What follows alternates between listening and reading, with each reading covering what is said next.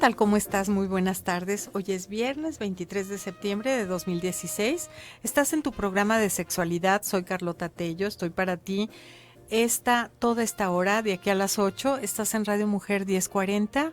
Y nuestras vías de comunicación, nuestros teléfonos en cabina son 31 22 11 90 y 36 47 18 83. Estamos también en el WhatsApp abierto para ti, 33 10 19 07 12.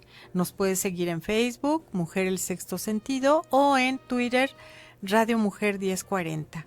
También estamos en Austin, Texas, entonces si nos estás escuchando de allá, me encantaría que nos mandaras un mensajito. Los mensajes llegan muy bien, muy rápido, y para que estemos en comunicación.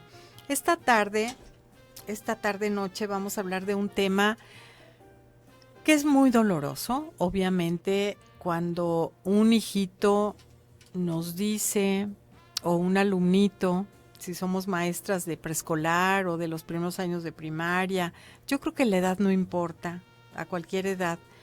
Cuando hay un niño que te dice que un adulto o un adolescente lo está tocando, la verdad es que hay un muy fuerte impacto en el adulto que recibe esa noticia. Si es tu hija o tu hijo, obviamente te va a doler muchísimo. Nosotros trabajamos con el abuso sexual, trabajamos en la prevención, pero no te puedes quedar en la prevención.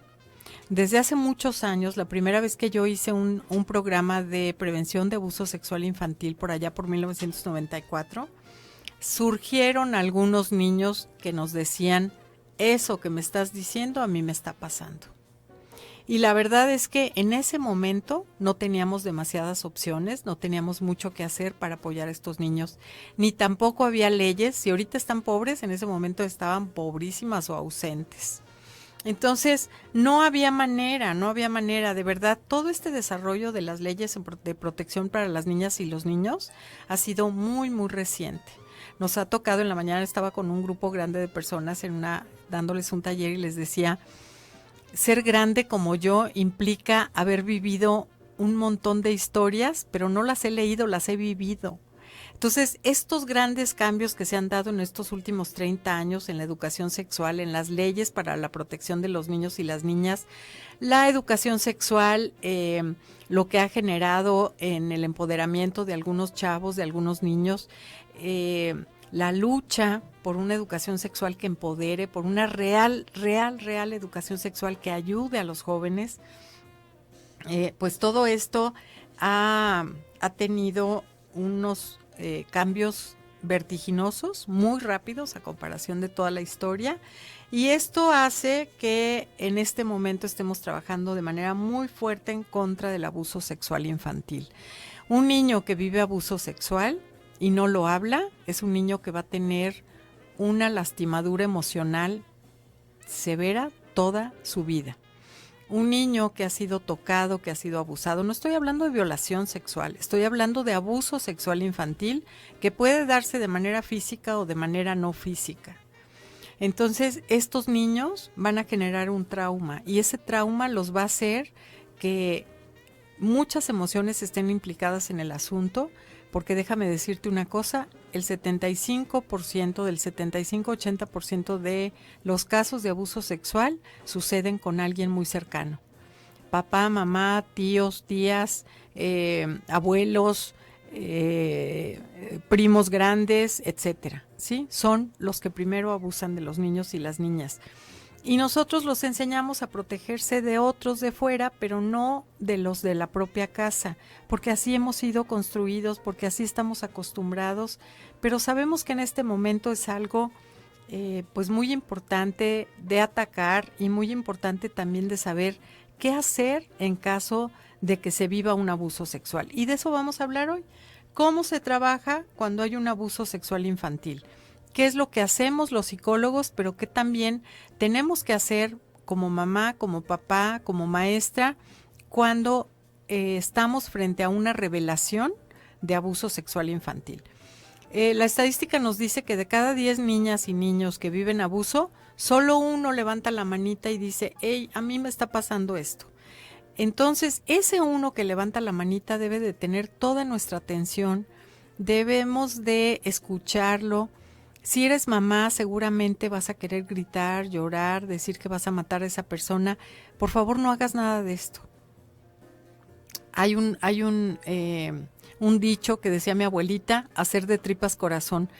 Yo lo entiendo muy bien, espero que tú también lo entiendas, pero en ese momento tenemos que conservar una tranquilidad y una calma increíblemente exagerada a comparación de lo que estás sintiendo para que el niño te platique realmente qué fue lo que pasó. Los niños no inventan, las niñas no inventan. Cuando un niño habla y te dice, mamá, necesito decirte algo, y te revela un abuso sexual infantil, lo primero que tienes que hacer es creerle, lo segundo que tienes que hacer es elevarte a su nivel, tú te tienes que elevar al nivel del niño, de su inocencia, de su propia sabiduría, y entonces escucharlo de la manera más empática. Quiere decir vivir y sentir lo que él está sintiendo, no lo que tú estás sintiendo como mamá. Eso es muy importante.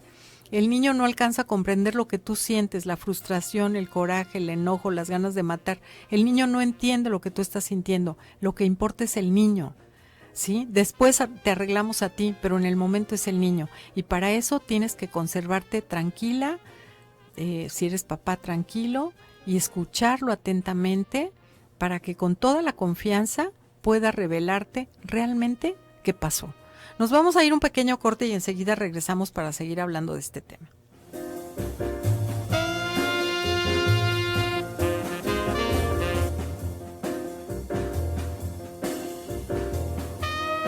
Ya estamos contigo y vamos a seguir hablando de este tema de cómo trabajar con el abuso sexual. Me traje uno de los libros que hemos escrito en la asociación, en Tejiendo Redes, en donde hay 5 cuentos sobre abuso. Te voy a contar uno y al final del programa te voy a contar otro para que veas la diferencia. Este libro lo hicimos pues en agradecimientos y en la presentación. Te voy a leer un poquito de lo que dice. ¿Para qué? ¿Para qué hicimos este libro de cuentos? Para que tengas el pretexto de identificarte, de reflexionar, de vivir los significados de ser mujer, de ser hombre, de ser adolescente, de distintas maneras, igual que tus hermanas sororarias, que escriben lo que has vivido, lo que has sentido, lo que has gozado, lo que has sufrido y lo que has aprendido. Hay que significar lo que los hombres escriben sobre su cotidianidad, sobre sus aciertos y desaciertos, siempre con el entendido de que si nos vamos escuchando y comprendiendo más y más, llegaremos a ser y a tejer una gran red donde cada una de nosotras y nosotros es importante, indispensable y significante en el camino a la felicidad, a la compasión y a la paz.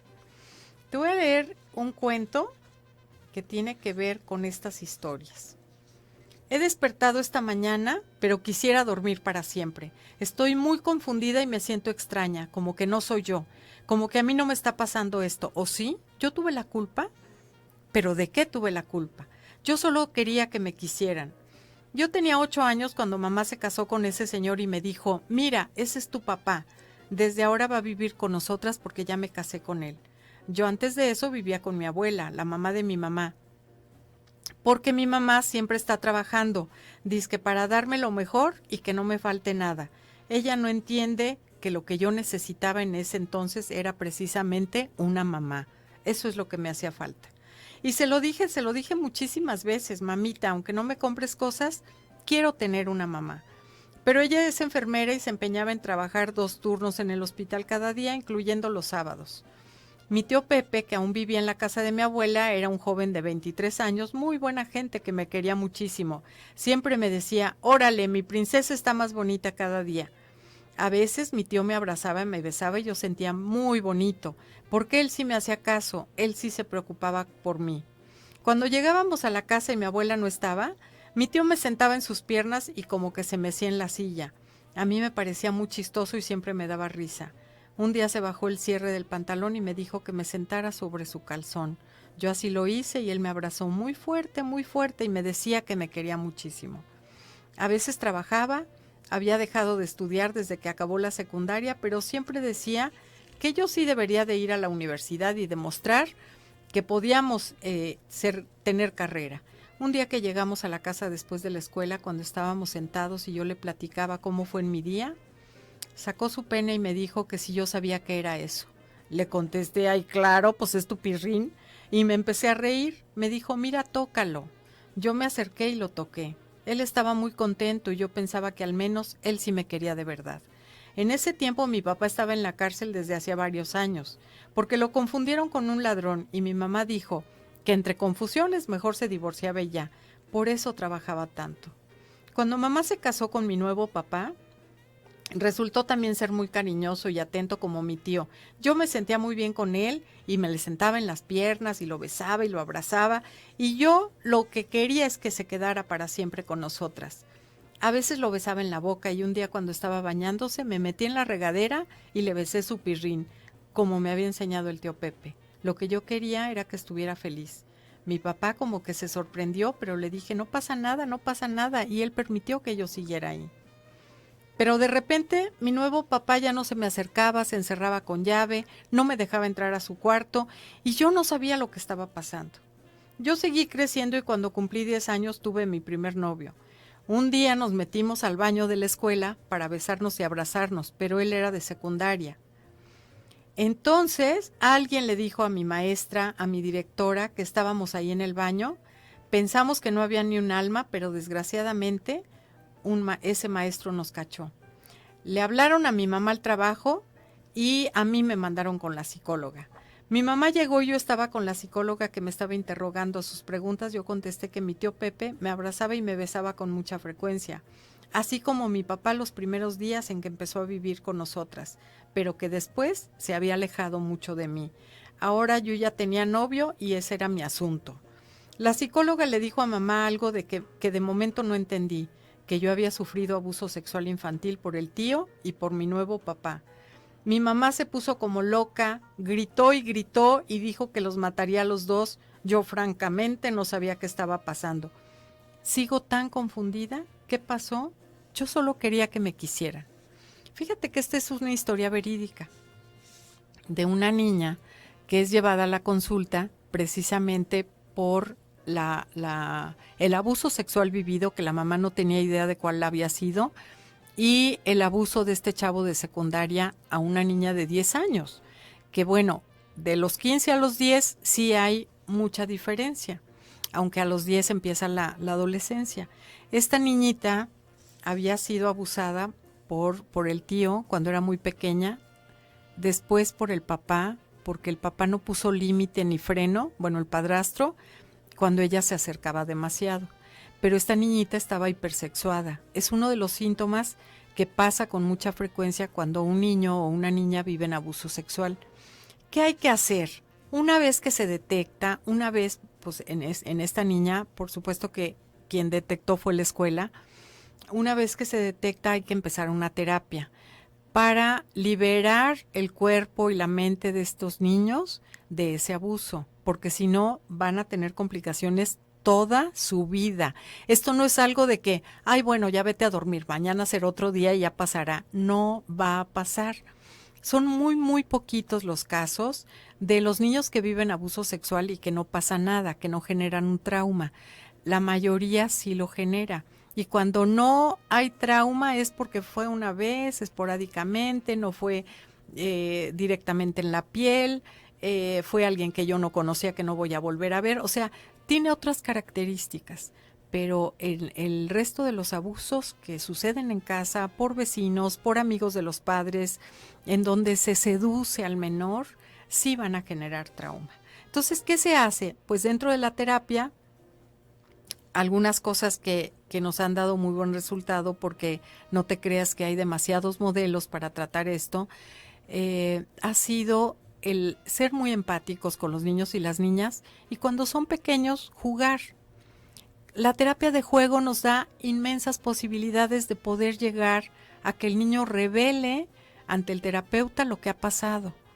Si nosotros les preguntamos de golpe y porrazo por qué están ahí y le decimos es que tu mamá escuchó esto, tú le dijiste, pues no va a haber tanta comunicación. Sin embargo, si nos empezamos a empatizar con el niño, sentados en el suelo, jugando con diferentes muñequitos, jugando con diferentes escenarios, el niño poco a poco reconstruye las escenas que ha vivido y mediante el juego revela el abuso sexual vivido, y mediante el juego también puede llegar a la curación.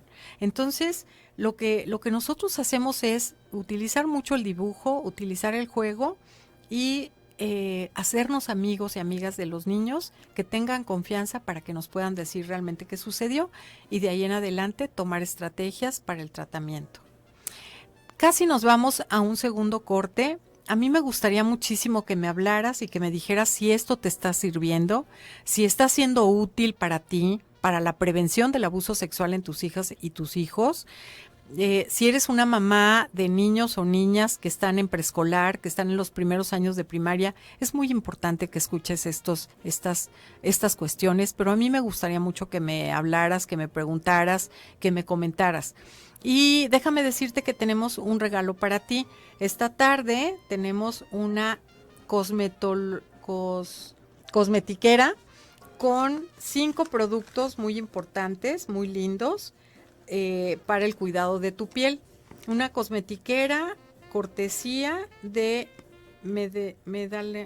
ay Dios, ahorita te digo cómo se dice, pero finalmente es una cortesía para ti, un regalo, pero necesitas llamarnos, necesitas estar en comunicación con nosotros, con nosotras, para que me digas qué te está pareciendo el tema. Hoy estamos hablando sobre abuso sexual infantil y el tratamiento de este. Nos vamos a un cortecito y enseguida regresamos.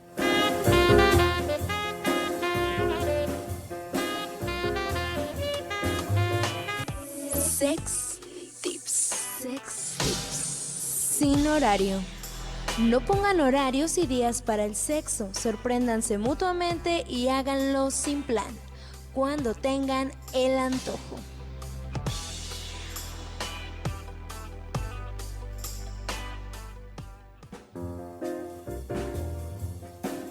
Hola, ya estamos de nuevo contigo. Gracias, Katia, por comunicarte con nosotros.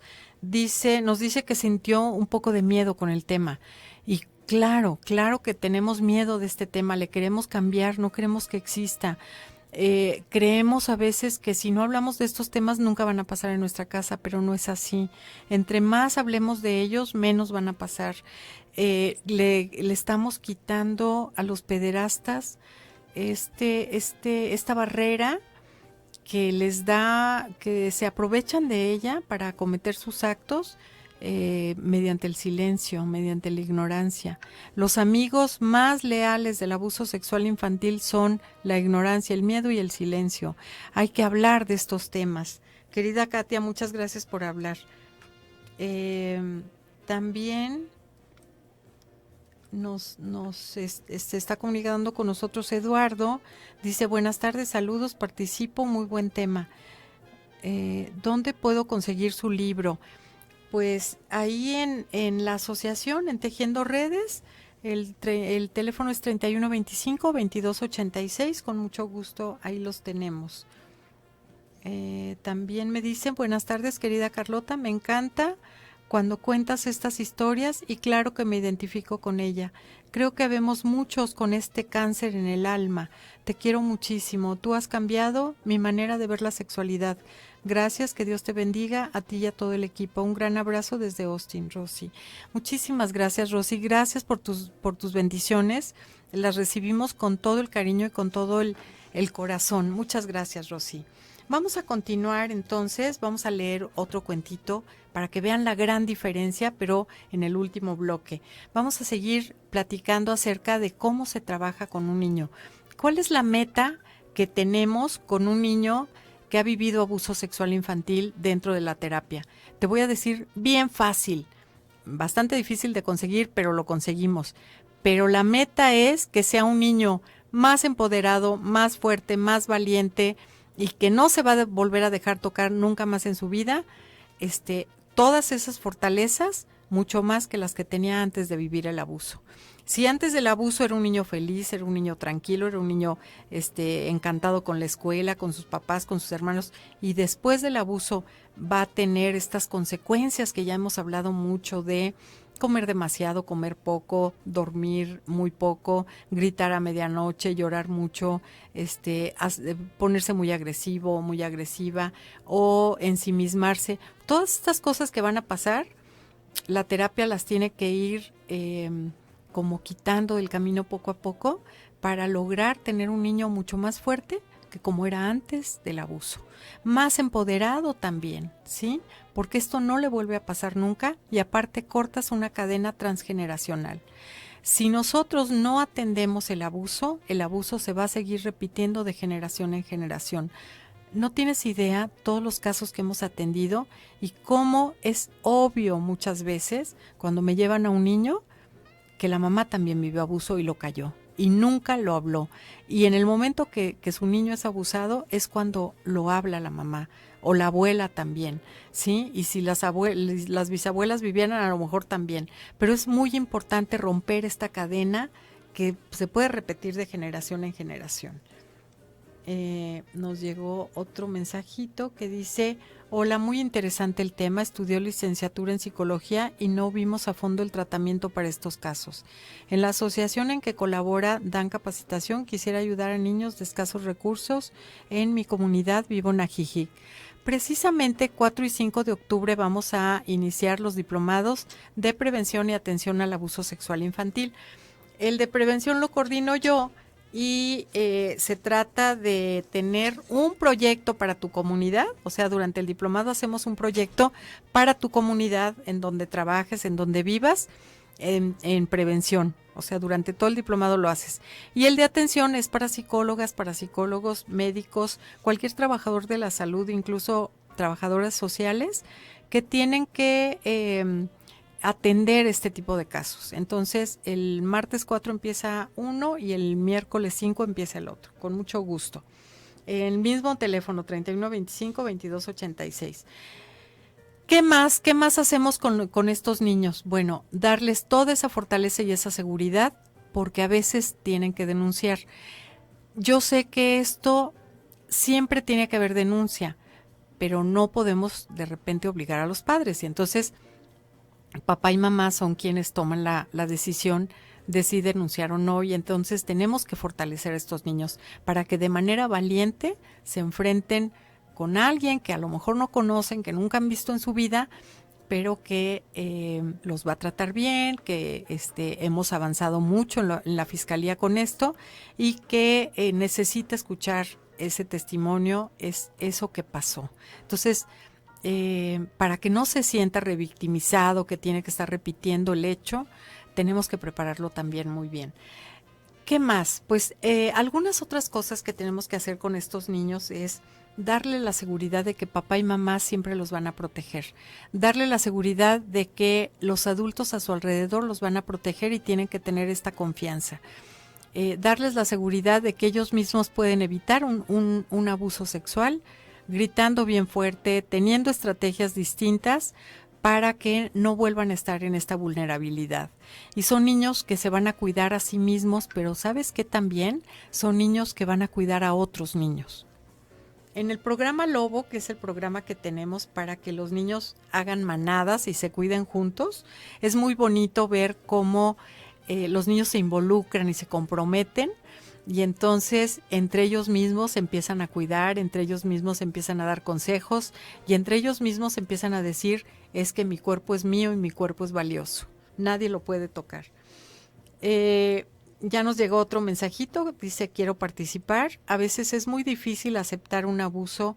Muchas gracias por su programa, soy Pilar Rivera. Muchas gracias a ti, Pilar, por comunicarte con nosotros, ya estás participando. Por supuesto que es un tema súper difícil, es un tema que nos traspasa, que yo no quisiera que nadie, ninguna mamá viviera esto, porque es un tema demasiado doloroso. La sexualidad, el cuerpo, es un tema que si nos pasara cualquier otra cosa no sería tan doloroso. Fíjate cómo la ONU en 2009 sacó un artículo donde estaba diciendo estaba afirmando cuáles son los 5 eventos más traumáticos que puede vivir un ser humano. Y entonces la ONU dice, vivir un secuestro es un evento muy traumático. Vivir una guerra, ¿sí? Saber que estás en un lugar y que de repente suena una sirena y te tienes que esconder por 2, 3 días, una semana, quién sabe cuánto tiempo, para que las bombas no te maten. Vivir en un campo de concentración, no sabemos qué es, lo hemos visto en películas. Vivir un tsunami, un terremoto, un evento de la naturaleza que no puedes controlar. Está fuera de tu control. Y vivir un abuso sexual. Esos son los 5 eventos más traumáticos que puede vivir un ser humano. Pero con los primeros 4, si logras sobrevivir, te puedes hacer hasta famoso y rico, porque haces películas, libros con tu historia, das conferencias, vas y vienes por todos lados, todo el mundo te invita. Yo quisiera saber si también alguien que vivió abuso, hace libros, da conferencias, todo el mundo lo invita, se vuelve famoso. Claro que no, se oculta. Y las mamás son las primeras que dicen, no le digas a nadie en tu escuela. Porque puede suceder que otras mamás ya no permitan que sus hijos se junten con como si fuera viruela y se les fuera a pegar. Como si, quién sabe qué aprendió el niño en ese abuso que entonces puede contaminar a los míos. Y entonces los niños son señalados y estigmatizados, no salen adelante. Más allá de vivir solo este trauma, como dice la ONU, también está lo que sigue después del abuso. Por eso necesitamos apoyar esta causa, apoyar a los niños que viven abuso, no negarse con la posibilidad de que, ay, bueno, ya pasó, hombre, pero también hay mamás que nos han dicho, ay, bueno, a mí también me pasó, no pasa nada. El día de mañana va a ser una persona normal como yo lo soy. No puede ser que pensemos así, de verdad. Hay que acudir a pedir ayuda, hay que conservar la calma y después llevar al niño a que pida la ayuda que necesita, lo que sea que necesita. Nos vamos a un cortecito y enseguida regresamos.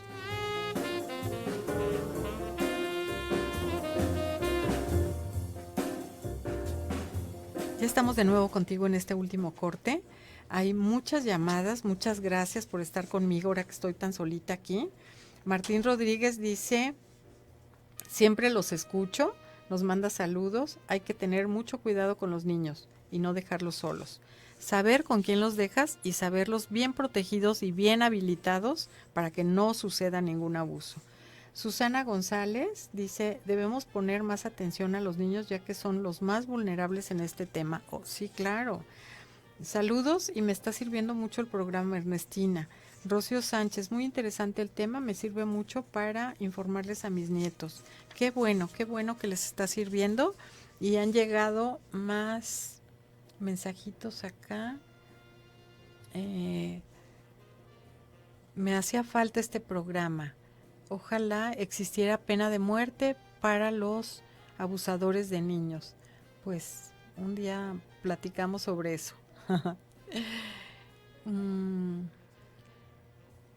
Dice, ok, vamos a continuar. Te voy a leer este cuento, pero lo que quiero es que veas la diferencia entre la primera niña y esta niña. Por favor, pon mucha atención. El cuento se llama Nunca aceptes golosinas a cambio de secretos. La diferencia no está solo en el cuerpo. Caray, como diría mi abuela, qué manera de hacernos la vida complicada. La primera vez que me di cuenta de la diferencia, esa que estás pensando de ser niñita o ser niñito, era yo muy chica, tenía 3 o 4 años de edad. Mi hermanito había nacido delicado. Muchos niñitos nacen delicados y luego son los que andan arreando al mundo. Me di cuenta de que la diferencia es que las niñas nacemos fuertes, seguras y sanas. Y además, como diría mi psicoanalista, sin muchos complejos porque somos igualitas que mamá. Tenemos su ejemplo, somos del mismo sexo, su mirada, su cuerpo y sus ganas. Cuando vi que la nana cambiaba el pañal de mi hermano, me dije, pero qué cosa tan rara tiene entre las piernas. Y por supuesto que pregunté. Le pregunté a la nana, a mi mamá, a mi papá, a mi tía Fey, a todos aquellos que eran adultos y que estaban alrededor de mí. Nadie me dio una respuesta que me produjera ningún parecido a ninguna seguridad lógica. Que si se llama pirrín, que si es la pirinola, que si es esa partecita para hacer pipí.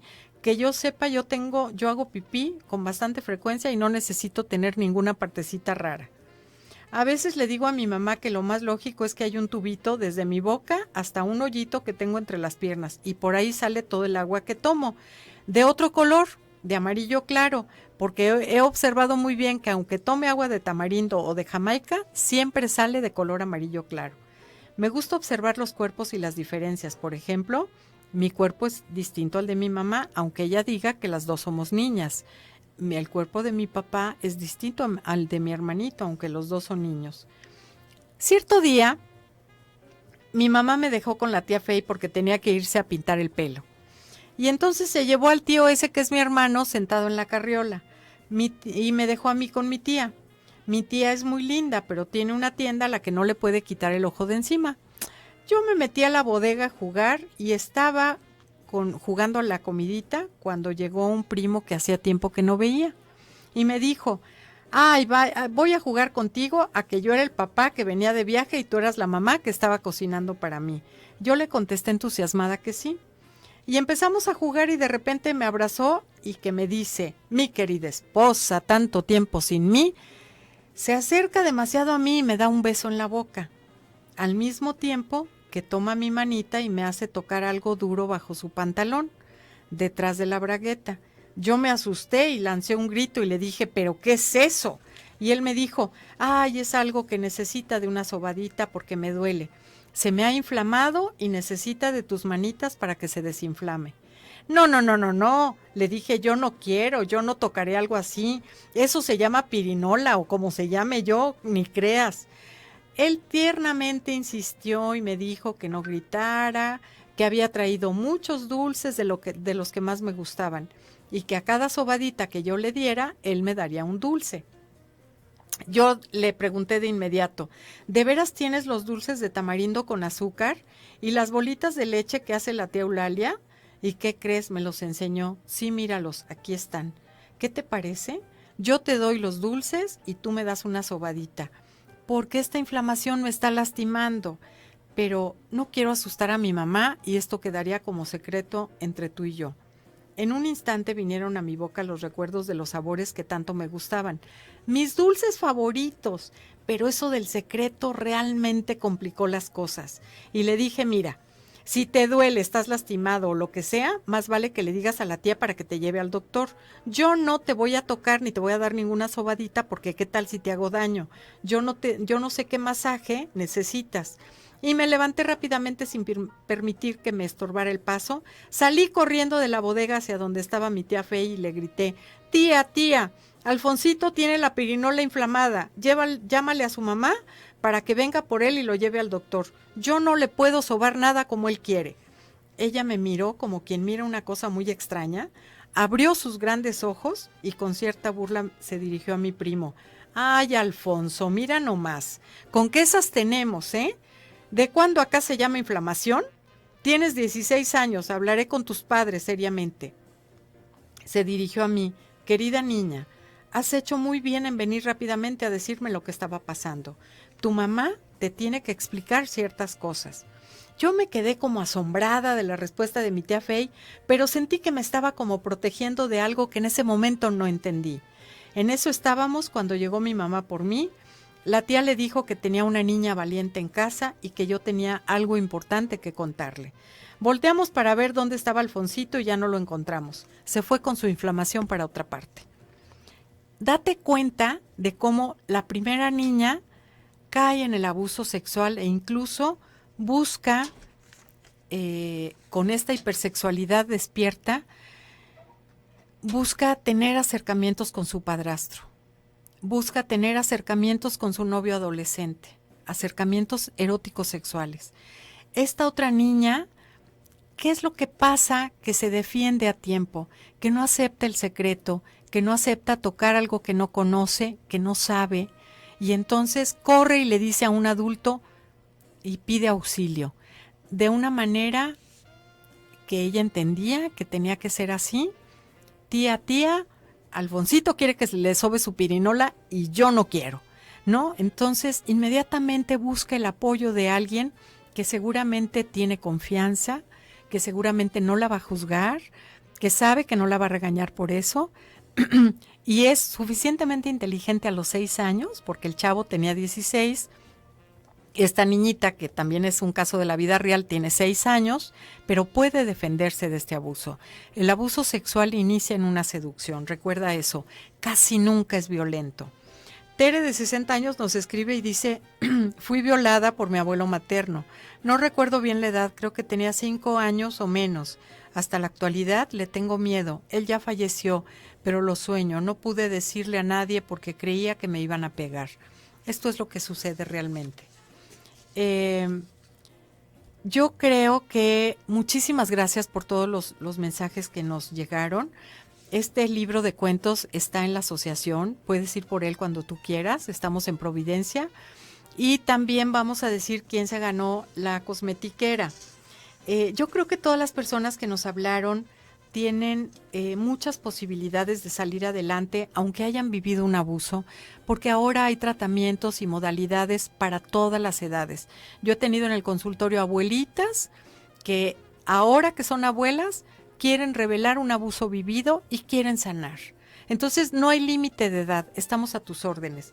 Ernestina Ramírez nos dice, ya había leído, y Ernestina es el papelito que saqué así sin ver para que se lleve la cosmetiquera. Ahora no tengo la mano santa de nuestro invitado, pero Ernestina Ramírez, puedes venir por tu cosmetiquera. Muchísimas felicidades. Entre 12 y 1 de la tarde aquí a Promomedios, o entre 5 y 6 de la tarde.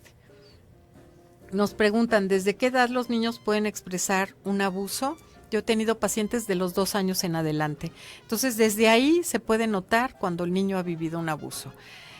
Vamos terminando este tema, que ha sido un tema doloroso, pero también un tema esperanzador. No todo está perdido, hay mucho que ganar a través de la terapia, y yo te invito a que hables estos temas con tus hijos y con tus hijas a medida de prevención, y que vayas creando lazos de comunicación muy afectivos, de mucha confianza, para que en caso de vivir un abuso te lo puedan decir rápidamente, para que el abuso no continúe y para que busques ayuda. Muchísimas gracias por haberme escuchado, muchísimas gracias por haberme acompañado del otro lado del micrófono. Que tengas un excelente fin de semana. Siguen llegando muchos mensajitos, muchas gracias, pero nos tenemos que ir. Hasta el lunes a las 7 nos escuchamos. Sé muy feliz, por favor. Hasta luego.